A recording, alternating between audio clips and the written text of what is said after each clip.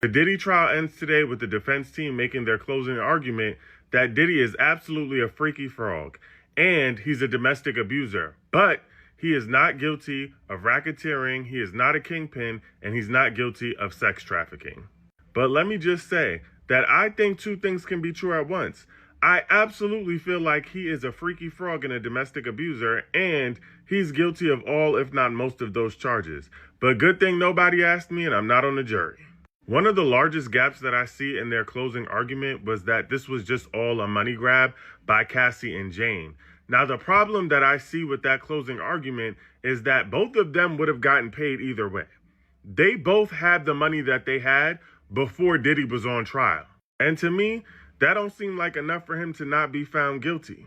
Now, they also tried to humanize him by saying that this is just another attack on a black man and that he is a mogul that was doing DEI work before DEI work even started when he was just 24 years old. Now, I don't know what the hell that got to do with bringing male escorts across state lines for the purposes of prostitution, but that's what they saying. Oh, and on the point about the male escorts, Diddy's team is trying to say that they were not paid for sex. They were paid for their time and their discretion. Okay.